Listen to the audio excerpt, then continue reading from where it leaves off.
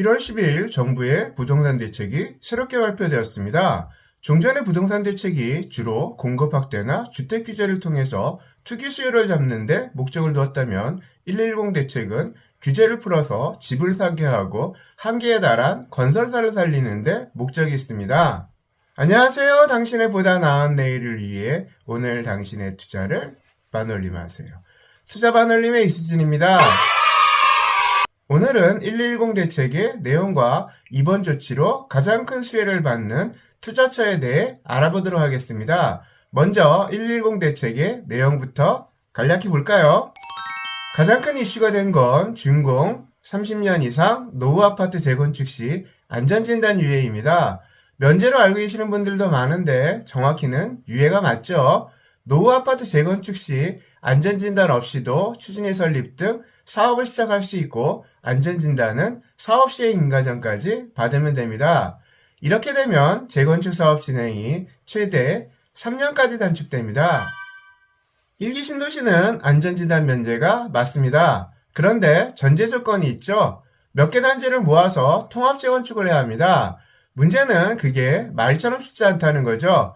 단지 크기와 용적률, 평형대도 다른 2개에서 4개 단지를 모아서 통합 재건축을 하는 건데 누군가는 손해를 보거나 양보를 해야 하는데 사람 욕심이라는 게 양보가 쉽지 않습니다. 무엇보다 안전진단 문제는 법 개정 사항이라 국회 동의가 필요합니다. 지금까지 취득세 준거 완화나 실거주 우물 폐지 등 정부가 발표한 각종 부동산 정책들이 국회 동의를 받지 못해 좌초된 경우가 많다 보니 실제 실행 여부는 좀 더 지켜봐야 합니다.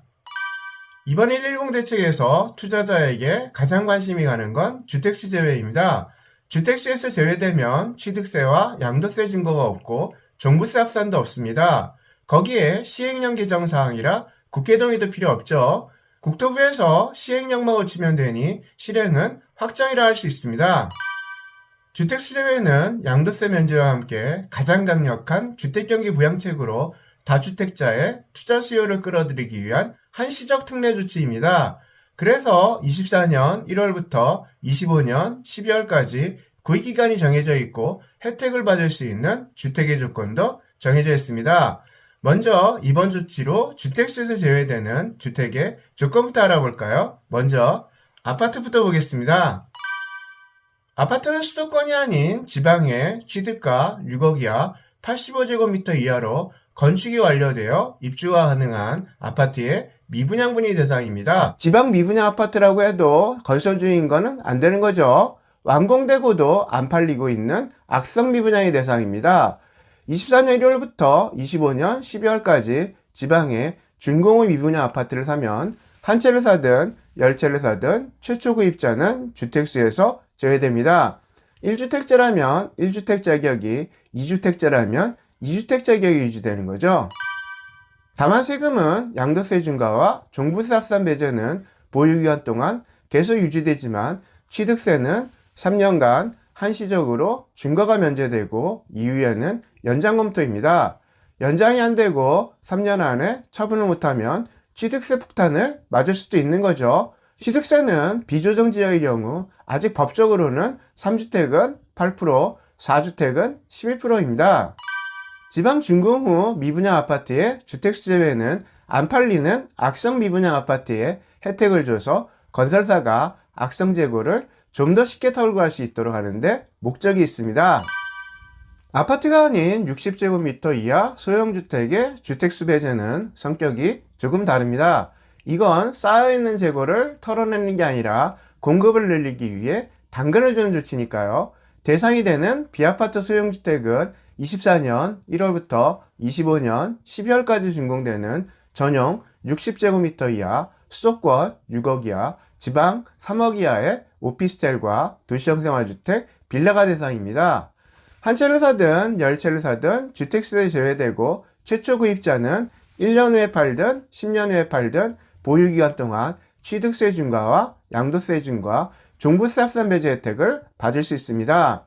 주택 규제로 공급이 중단된 소형주택에 특혜를 줘서 1, 2인 가구를 위한 임대형 주택 공급을 늘리는 게 목적입니다. 주택수에서 빼줄 테니 다주택자도 주택규제 걱정 말고 많이 사서 임대소득을 올리라고 당근을 내미는 거죠. 목적이 공급 확대이니 25년 12월까지 완공만 되면 아직 착공 전이거나 계획 단계라도 상관이 없습니다. 대상이 되는 소형주택은 오피스텔, 도시형 생활주택, 빌라지만 이 중 투자자의 관심이 가장 높은 건 당연히 오피스텔입니다. 그런데 오피스텔은 준공 시기와 분양가 등에서 혜택을 받기에 여러 가지 제한이 있습니다. 먼저 준공 시기인데요. 빌라는 보통 6개월 정도면 공사가 끝납니다. 그래서 지금부터 땅 알아보고 공사를 시작해도 시간이 충분합니다. 그런데 오피스텔은 토지 매입과 PF 등 사전 준비가 끝났다 하더라도 공사 기간만 보통 1년 6개월에서 2년이 걸립니다. 25년 12월까지 준공이라는 기간을 맞추려면 분양을 준비 중인 신축으로는 완공이 어렵습니다. 그러니 22년에서 23년 사이에 분양을 시작하고 공사에 들어간 오피스텔 중에서 매물을 골라야 합니다. 분양가도 문제죠. 수도권은 6억 이하가 기준인데 최근 몇 년간 땅값과 건설비가 급등하면서 오피스텔은 비강남권이나 경기 인천이 아니라면 강남에서는 분양가 6억 이하를 찾기가 어렵습니다. 조건대에 맞는 오피스텔을 찾았다 하더라도 투자를 하는데 분양가 대비 수익률을 안 따져볼 수 없습니다. 최근 몇 년간 대출금리가 급격히 오르며 오피스텔 수익률이 많이 떨어졌고 신축 오피스텔은 높아진 분양가로 수익률을 맞추기가 더 어렵습니다. 그렇다고 정부에서 주택수제회라는 멍석까지 깔아줬는데 이 기회를 놓칠 수는 없겠죠. 그래서 제가 110 대책의 조건을 모두 충족하면서 저렴한 분양가에 수익률 높고 프리미엄 가치 높은 오피스텔을 조사해봤습니다. 제가 가지고 있는 정보에서는 강남 3구의 제 기준을 만족시키는 오피스텔은 딱 한 곳뿐이 없었습니다. 바로 잠실 H타워죠.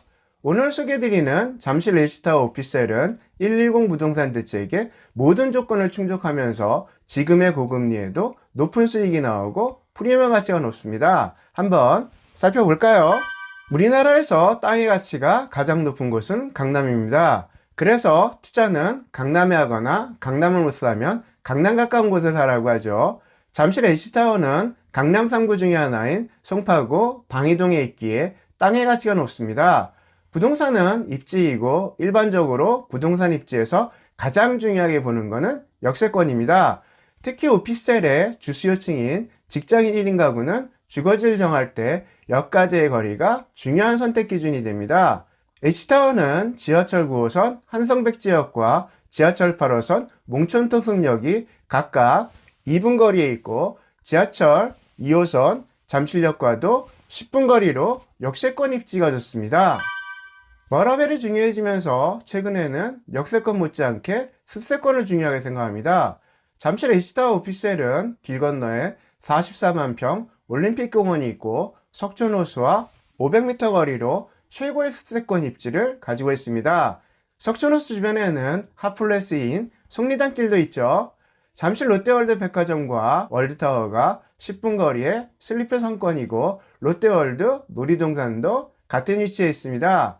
뛰어난 월세권 입지뿐만 아니라 주변 학군도 좋죠. 한마디로 주거 입지로는 대한민국 최고라고 할 수 있습니다. 임대수요 또한 풍부합니다. 대한민국에서 가장 양질의 일자리를 가진 강남 3구에 위치한 오피스텔로 두터운 직장인 별수요를 가지고 있고 현재 공사가 진행 중인 현대차, GBC와 코엑스와 잠실운동장 일원에 조성되는 국제교류 복합단지 개발 등 풍부한 개발 호재로 양질의 일자리는 더욱 늘어날 예정입니다. 오늘보다 내일이 기대되는 프리미엄을 가지고 있죠. 잠실 H타워는 뛰어난 주거 입지와 미래 가치를 가지고 있음에도 분양가가 저렴해서 투자 수익이 높습니다. 잠실 H타워는 24년 4월 준공으로 110 대책의 주택수제회에 포함되는 오피스텔이고 H타워 인근에는 다른 오피스텔 몇 곳이 24년에 같이 입주를 합니다. 입주 시기는 같지만 올해 입주하는 오피스텔의 전년평당 분양가는 6천만 원에서 7천만 원입니다. 그런데 H타워는 전년평당 5천만 원 초반대죠. 분양가가 평당 1,000만 원 이상 저렴합니다. 잠실 H타워 오피스텔은 17층 높이의 전용 6.5평 내외에 1.5룸 98실로 구성되어 있습니다. 대략 6평만 잡아도 분양가가 6천에서 7천만 원 이상 차이가 나죠. 비슷한 시기 같은 입지에 입주하는 오피스텔의 임대료는 큰 차이가 없습니다. 임대료가 비슷하다면 동일 면적 기준 분양가가 6천에서 7천 정도 저렴한 H타워의 수익률은 다른 오피스텔보다 높을 수밖에 없습니다. 또 분양가가 낮은 만큼 프리미엄은 더 빠르고 높게 올라가겠죠. 잠실 H타워 오피스텔은 110 대책이 아니더라도 놓칠 수 없는 아까운 투자처입니다. 그런데 24년 4월 준공으로 120 대책의 수혜를 받아 몇 채를 사든 취득세와 양도세 중과 종부세 합산 등 주택 규제를 받지 않게 되었습니다. 오피스텔에 투자하시는 분들이 가장 걱정하는 세입자 주소 이전 등으로 주택세 합산될까봐 걱정 안 하셔도 되는 거죠. 잠실 H타워 오피스텔은 현재 잔여 수량이 많지 않습니다. 잠실 H타워 오피스텔과 관련하여 궁금한 내용 있으시다면 지금 전화 주시기 바랍니다. 오늘 영상은 이것으로 마치겠습니다. 이 영상이 도움되셨다면 구독과 좋아요 잊지 말아주시고 당신의 보다 나은 내일을 위해 오늘 당신의 투자를 반올림하세요. 지금까지 투자반올림이었습니다. 감사합니다. 안녕히 계세요, 여러분!